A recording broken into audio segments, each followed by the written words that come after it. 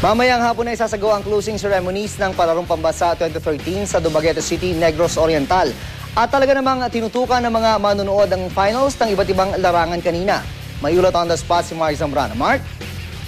June, sulit ang panonood ng mga tao sa championship game sa huling araw ng mga laro dito sa Palarong Pambansa sa Dumaguete City. Siniguro at naging emosyonal ang pagtatapos ng men's volleyball finals ng masungkit ng Calabarzon ng championship mula sa National Capital Region sa score na 3-2. Siniguro naman ng National Capital Region Women's Volleyball Team na maiuwi nila ang championship ngayong taon nang talunin nila ang Central Visayas sa score na 3-0. Hinirang naman na bagong football champion ang Mimaropa Region nang talunin nila ang Central Visayas sa score na 5-4. June, di naman mahulugan ng karayom sa dami ng tao ang Lamberto Macias Gym sa gold medal game sa basketball sa pagitan ng National Capital Region at Central Visayas. Nag-iban hanggang sa huling mga segundo ng laro kung saan namayani ang opensa ng Central Visayas kontra sa NCR sa score na 70-66. June, mamayang hapon magaganap ang closing ceremonies ng Palarong Pambansa dito sa Dumaguete. June? Maraming salamat, Mark Zambrano.